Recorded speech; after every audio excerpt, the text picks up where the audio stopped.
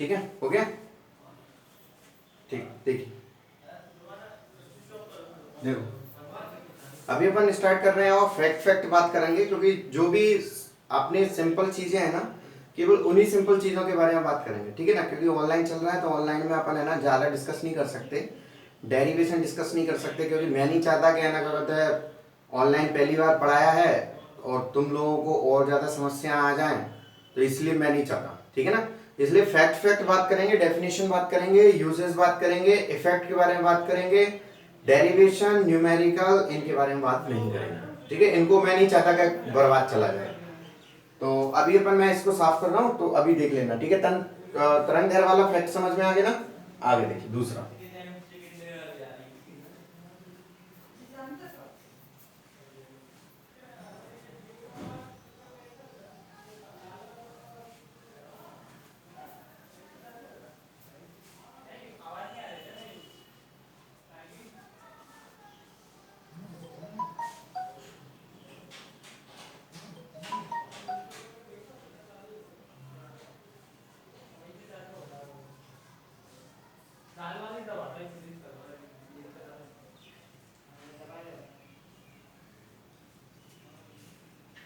Optical रे refraction of light में पहली चीज जो डिस्कस करने वाली है वो है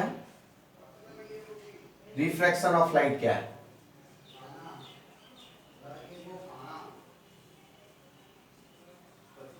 रिफ्रैक्शन ऑफ लाइट क्या है, यानी कि प्रकाश का अपवर्तन क्या है, ठीक है। तो पहली चीज के बारे में अपन बात बताते हैं कि ये सब लोग जानते हैं, आप भी जानते हैं कि प्रकाश सीधी रेखा में गमन करता है, ठीक है। प्रकाश सीधी रेखा में गमन करता है, किरणों से मिलकर के बना हुआ होता है। अब प्रकाश सीधी रेखा में गमन कर रहा है, यानी कि एक सिंपलर लाइन में गमन कर रहा है, जा रहा है। कब तक? जब तक वो एक माध्यम में चल रहा है, जब तक, ठीक है। उसकी स्पीड एक माध्यम में जो चल रही है जब तक, यानी कि अभी अपने पास माध्यम है, एक एयर माध्यम है जहां चल रहा है, ठीक है। दूसरा जो मीडियम है वो है अपने पास वाटर, पानी, वहां चल रहा है। तीसरी जो चीज है वो है ग्लास। तो हर जगह लाइट की स्पीड एक जैसी नहीं होगी, ठीक है। अगर हम देखें एयर, तो एयर में लाइट की स्पीड वाटर की अपेक्षा अधिक होगी, वाटर में उसकी स्पीड कम हो जाएगी।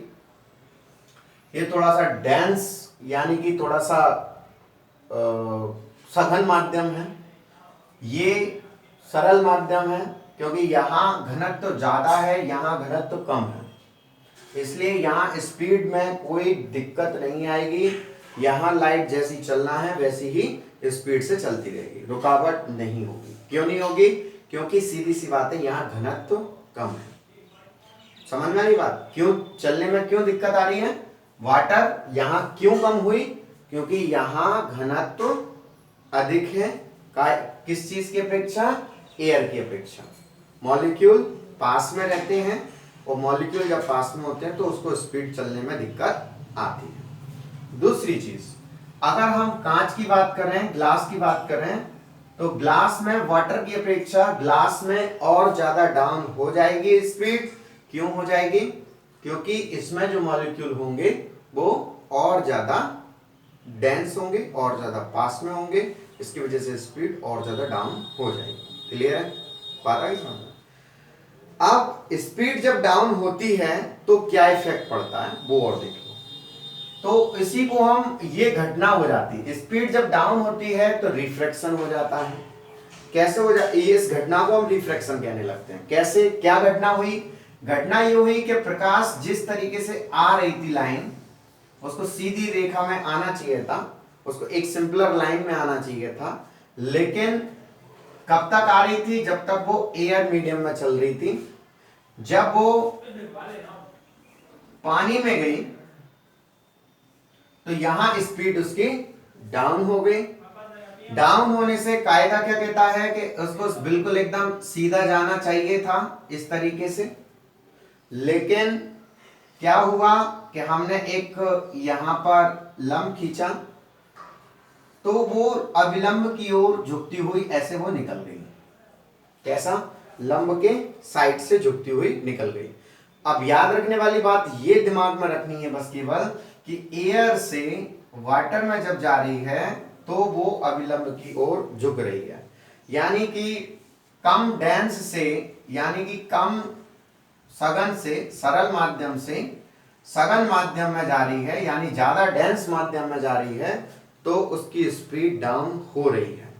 ठीक है, अगर ऐसा ही दोबारा उसके साथ हो जाए, जैसे मान लीजिए कि इसके बाद वाटर के बाद वो या तो एयर में चली जाए तो ठीक है, और यदि वो कांच में चली गई, मान लीजिए सपोज दैट कि वो इसके बाद कहां चली गई, ग्लास में चली गई, तो क्या होगा,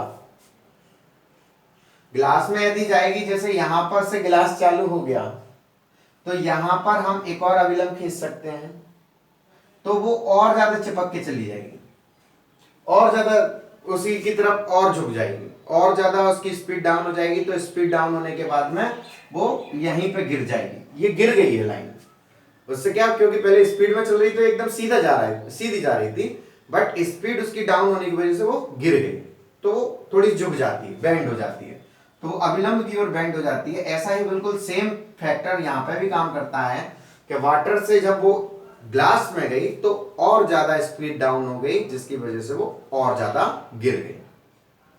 ये उनपे थोड़ा सा असर पड़ता है, जिसकी वजह से बस केवल यहीं पे अपनी परिभाषा बन जाती है, डेफिनेशन बन जाती है क्या, कि जब कोई प्रकाश की किरण एक माध्यम से दूसरे माध्यम में या सरल माध्यम से सघन माध्यम में प्रवेश करती है तो अविलंब की ओर झुक जाती है। ये जो निर्भर करेगा, वो बात करेगी निर्भर किस पर, माध्यम आप कौन सा बोल रहे हैं। यदि तुम सरल से सघन में अपन उसको लेकर के आ रहे हैं, सघन से सरल में, बात समझना, सघन से सरल में यानी ज्यादा डेंस से कम डेंस में अगर आप लेके आ रहे हैं, तो क्या होगा कि वो अविलंब की ओर झुकेगी। ठीक है, और यदि आप उसको दूसरी जगह लेके जा रहे हैं, सरल में लेके जा रहे हैं, तो अविलंब से वो दूर हटेगी। जैसे अगर ये गिलास के बाद, जैसे ऊपर गिलास था और गिलास के बाद किरण कैसी हुई, एयर में चली गई, तो एयर में जब जाएगी तो अब उसको कायदे से ऐसे झुक करके जाना चाहिए था, लेकिन झुक करके नहीं जाएगी, वो दूर हट के जाएगी। कैसा, दूर हट के निकलेगी। कब, जब ज्यादा डेंस से यानी कि सघन से सरल में जा रही है। तो अब ये इतनी सी चीजें तुम्हें समझना चाहिए कायदे से कि जब सरल से सघन में जाएगी तो अविलंब की ओर झुकेगी, और अगर सघन से सरल में जाएगी तो अविलंब से दूर हटेगी। ये दो चीजें हैं, सिंपल चीजें। ठीक है, अगर ये नहीं समझ में आई हैं तो और बताओ, अगर सरल में आ रही हैं, समझ में आ रही हैं, तो मुंडी हिलाओ कि हाँ साहब समझ में आ गई। गुड, चलो देखो देखो देखो दूसरी चीज देखो। तो इस तरीके से दो माध्यम हो जाते हैं, एक हो जाता है सरल माध्यम और एक हो जाता है सघन माध्यम। ठीक है, दूसरी जो चीज है वो बात करते हैं अपन किस चीज पर, कि इसके लॉ ऑफ रिफ्लेक्शन क्या है, मतलब नियम क्या काम करते हैं, नियम क्या है।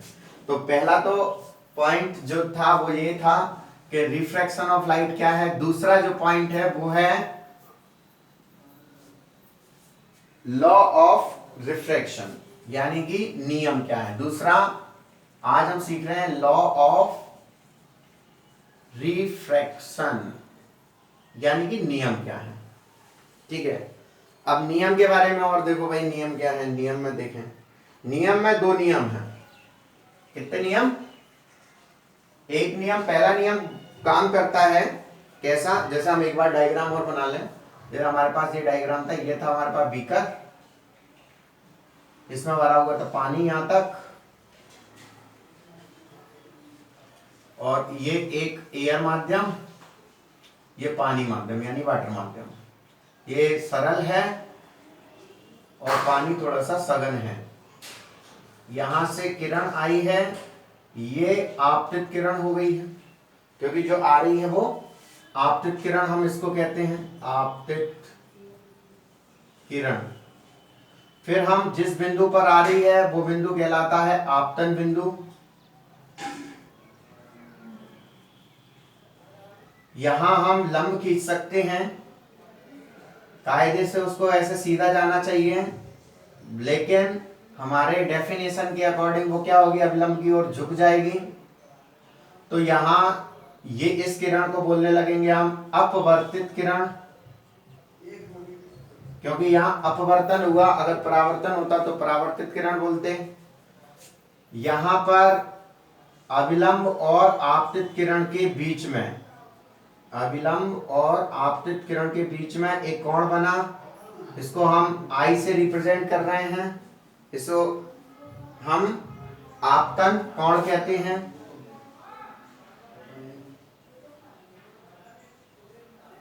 और आप दूसरी जो किरण है अपवर्तित किरण है, अपवर्तित किरण और अभिलंब के बीच फिर एक कोण बन रहा है, इसे हम आर से रिप्रेजेंट करते हैं, इसको हम अपवर्तन कोण कहते हैं। ठीक है, तो ये कुछ डायग्राम में इंपॉर्टेंट चीजें आएंगी जो अपन को बार बार करना पड़ेंगी, डेरिवेशन में भी करना पड़ेंगी। तो इसमें आपतन कोण का जो अपने पास पहला नियम काम करता है, पहला नियम ये कहता है कि आपतित किरण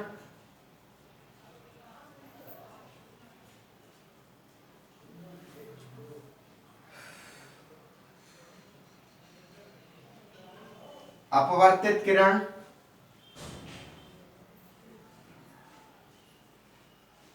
और आपतन बिंदु,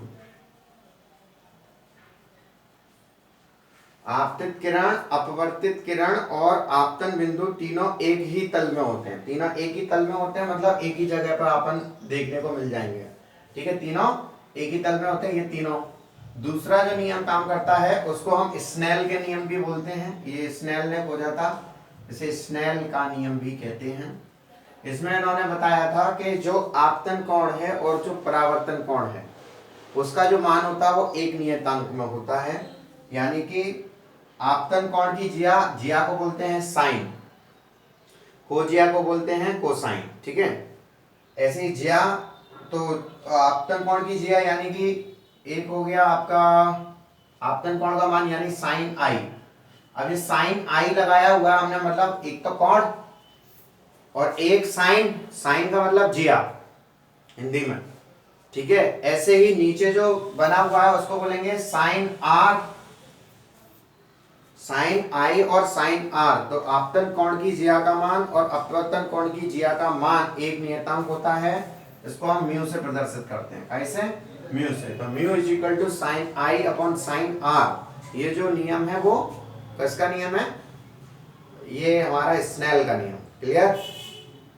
समझ में आई बात? ये स्नेल ने दिया था, स्नेल का नियम। दूसरी चीज नेक्स्ट आता है अपवर्तन के बारे में।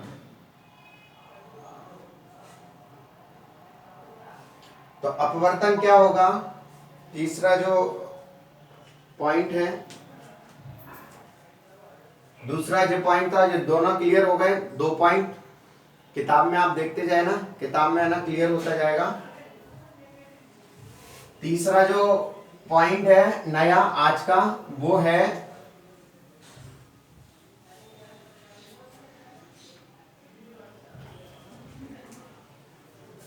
इसको हम बोलते हैं, तीसरे वाले पॉइंट को रिफ्रैक्टिव इंडेक्स। रिफ्रैक्टिव इंडेक्स का मतलब अपवर्तनांक। ठीक है, अपवर्तनांक क्या होता है? तो अपवर्तनांक हम हिंदी में बोलते हैं इसको अपवर्तनांक, और इंग्लिश में बोलते हैं रिफ्रैक्टिव इंडेक्स। तो इसमें क्या होता है, दो किरण की जो स्पीड है, ठीक है, किरण की जो स्पीड है, उस स्पीड को हम दो तरीके से, दो अलग अलग माध्यमों में उसका अनुपात निकालते हैं। मान लीजिए एक प्रकाश की जो किरण थी पहले एयर में गई और फिर उसके बाद वाटर में गई। पहले एयर में गई और फिर उसके बाद कहां गई? वाटर में गई। ठीक है, अब हमने उसको देखा कि एयर में उसकी स्पीड क्या थी और वाटर में उसकी स्पीड क्या थी। दोनों का डिवाइड किया तो जो आंसर आएगा उसको हम अपवर्तनांक बोलेंगे, इसको म्यू से प्रदर्शित करेंगे। तो म्यू को हम इस तरीके से लिखेंगे air to water, air to water, यानी कि हवा से पानी में किरण जा रही है। और इसका जो आप निकालोगे तो कितना निकलेगा, 3 × 10⁸ मीटर पर सेकेंड। और जब इसमें पानी में भाग दोगे, पानी में उसकी स्पीड का भाग दोगे तो इसके बाद में म्यू का मान निकल जाएगा। ऐसे अपन को इसके कुछ सिंपल आपको याद भी करना पड़ेंगे, हो सकता है कि याद करना पड़े, क्योंकि जब न्यूमेरिकल निकालोगे तो हर चीज का भाग देके नहीं निकालोगे, तो याद कर लेना थोड़ा बहुत 1.5 या 1.87, कि केरोसिन में भी होता है, पेट्रोल में भी होता है, अलग अलग तरीके से वो निकालते हैं। तो अपने पास इतना वैसा तो नहीं आएगा, बस केवल और केवल क्या आएगा, पता चला कि केवल पानी का आ गया, कांच का आ गया, इन्हीं का आएगा बस केवल, ठीक है ना। तीसरी जो चीज है वो है टाइप्स ऑफ रिफ्रैक्शन। तो ये चीज आ गई समझ में, क्या म्यू से पता चलेगा, mu is equal to sine i upon sine r, ठीक। अब चौथी जो चीज है वो है आपकी, ये न्यूमेरिकल में अलग चीज को भी शो करती है। एक और चीज, रिफ्रैक्टिव इंडेक्स के बारे में समझना बस केवल इतना ही काफी नहीं है कि बस केवल हमने साहब डेफिनेशन को समझ लिया है और हमको जी इसका संबंध समझ में आ गया, ऐसा नहीं है। तुमको इससे समझने के लिए जब बहुत अच्छे लेवल पे कंपटीशन दोगे, आईआईटी जैसे कंपटीशन दोगे, तो उसमें इसका सवाल आता है, इसमें न्यूमेरिकल इसके पूछे जाते हैं। तो कायदा ये कहता है कि तुम लोगों को रिफ्रैक्टिव इंडेक्स के बारे में इतना मालूम होना चाहिए कि देख करके आप उसकी लाइट और इसके बारे में संबंध बता सको कि क्या है क्या नहीं। कोई ज्यादा कठिन है नहीं है, वैसे रिफ्रैक्टिव इंडेक्स के 1-2 सवाल लगाओगे तो उस समय आपको संबंध समझ में आ जाएगा। अभी मैं इस पर बोलूंगा ऑनलाइन तो वैसे भी समझ में नहीं आएगा, तो एक बार अपन ऑफलाइन आएंगे तो मैं तुमको बताऊंगा कि इसके दोनों के बीच में क्या संबंध है, कि कैसे अपन बहुत आसानी से और सरलता से ये पता लगा सकते हैं कि कोई किरण है वो कितनी जल्दी मुड़ रही है, और इसका रिफ्रैक्टिव इंडेक्स जिसका ज्यादा होगा तो किरण कितनी कम मुड़ेगी, इसका अगर कम होगा तो ज्यादा मुड़ेगी कि नहीं मुड़ेगी, ये पता लगाया जा सकता है, ठीक है। तो इसका उससे संबंध रहेगा। तो ऐसा नहीं है कि बस केवल मैंने इसको यहीं पर खत्म कर दिया है, इसको अपन आगे और चलाएंगे। ये मोस्ट इंपॉर्टेंट इसका पहलू है, एक फैक्ट है जिसको आपको और भी पढ़ना पड़ेगा। अगर जब तक चल रहा है लॉकडाउन, कोरोना चल रहा है, कोरोना चलाते रहो, तो जब तक कोरोना चल रहा है जब तक आप क्या कर सकते हैं, घर पे जाकर के अगर नहीं है मालूम तो रिफ्रैक्टिव इंडेक्स का एक बार यूट्यूब सर्च कर लेना, तो उसमें भी तुमको रिफ्रैक्टिव इंडेक्स के बारे में पता चल जाएगा कि न्यूमेरिकल में अपन को कौन कौन सी चीजें रखनी पड़ेंगी याद इसकी, ठीक है। अभी टाइप्स के बारे में बात कर रहे हैं। चौथा जो पॉइंट है वो है रिफ्रैक्टिव इंडेक्स के टाइप। तो टाइप में अगर हम देखेंगे तो ये केवल और केवल 2 प्रकार का है, ठीक है। ये जर्नल चीज है, कई अगर 12वीं क्लास के एग्जाम पॉइंट ऑफ व्यू से अगर ओटी वगैरह में आ गया तो बता देंगे, ठीक है। तो कैसा, पहला जो होता है वो होता है एब्सोल्यूट यानी कि निरपेक्ष, और दूसरा होता है वो होता है रिलेटिव यानी कि सापेक्ष, ठीक है। तो निरपेक्ष का मतलब एक हो गया निरपेक्ष अपवर्तनांक, ठीक है, इसको हम बोलेंगे एब्सोल्यूट।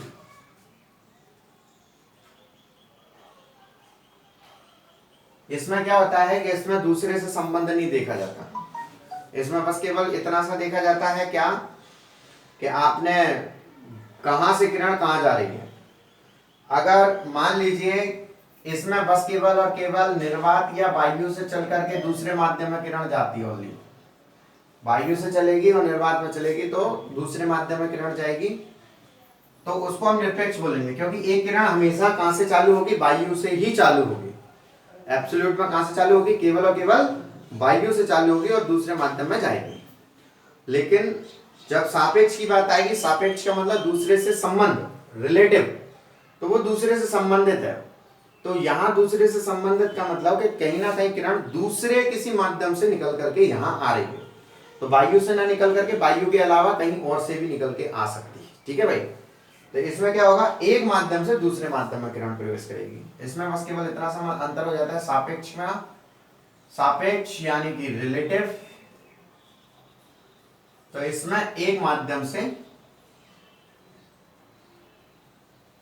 दूसरे माध्यम में किरण जाती है, ठीक है, एक माध्यम से दूसरे माध्यम में किरण जाएगी ही जाएगी। तो इसको अपन बोलेंगे कौन सा, सापेक्ष, ठीक है। तो ये दो प्रकार से, एक हो गया आपका रिलेटिव और एक हो गया सापेक्ष।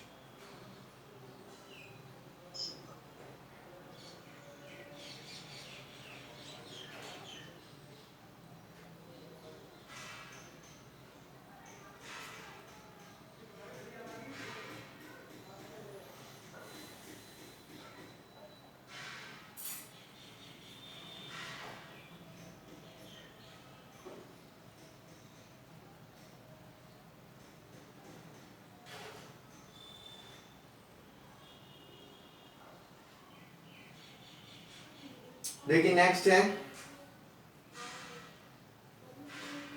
निरपेक्ष अपवर्तनांक की। अगर हम परिभाषा को देखें तो क्या कह रहा है वो, वायु से कहां जा रही है, दूसरे माध्यम में जा रही है, किसी भी माध्यम में जा सकती है। वायु से चालू हुई और दूसरे माध्यम में गई।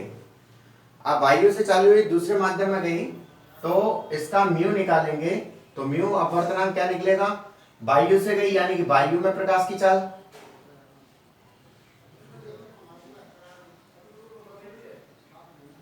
बटे दूसरे माध्यम में गई तो दूसरे माध्यम में प्रकाश की चाल, पानी हो सकता है, कांच हो सकता है। अब एक बात बताओ कि छोटी सी, कि वायु में प्रकाश की चाल अधिक होगी कि दूसरे माध्यम में पानी या कांच में अधिक होगी। अगर हम देखेंगे तो वायु में अधिक होगी ना, पानी और कांच में तो अधिक होगी नहीं। प्रकाश की चाल तो वायु में अधिक होती है।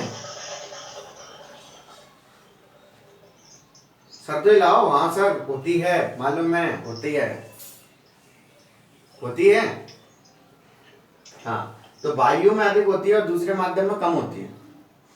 अब वायु में मान लीजिए अधिक है और दूसरे माध्यम में कम है, तो कम वाले का जब ज्यादा में भाग दोगे तो म्यू का मान कैसा आएगा, हमेशा एक से ज्यादा ही आएगा, एक से कभी कम नहीं आएगा, ठीक है। तो निरपेक्ष अपवर्तनांक में ये बड़ा जरूरी है कि आपको निरपेक्ष अपवर्तनांक हमेशा एक से अधिक रहेगा, ठीक है। इसको अपन बोलते हैं mu upon C upon V. तो सी का मतलब होता है वायु में या निर्वात में प्रकाश की चाल, सी से नापते हैं, और किसी भी माध्यम में प्रकाश की चाल को हम वी से रिप्रेजेंट करते हैं। तो म्यू बराबर सी अपॉन वी। यदि निर्वात है सी का मान ज्यादा होता है हमेशा, वी का मान कम होता है। जब वी का मान सी में भाग दोगे तो अपवर्तनांक हमेशा एक से अधिक ही आएगा। ओके, समझ में आ गई। ये धीरे धीरे धीरे करके ऑफ क्यों होते जा रहे हैं?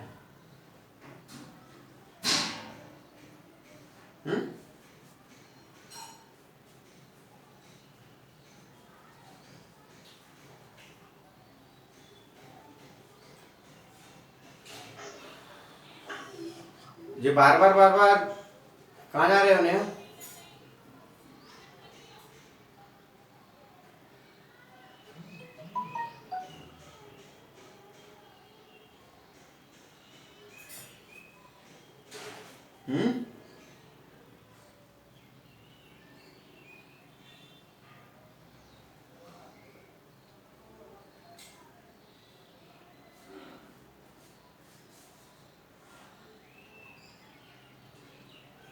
चलिए ठीक है, आज तो है ना क्या कहते हैं इतना ही काम कर रहे हैं अपन, कल देखेंगे। पहले तो है ना इनके बारे में पता करो कि ये कहाँ चले गए बच्चे, ठीक है।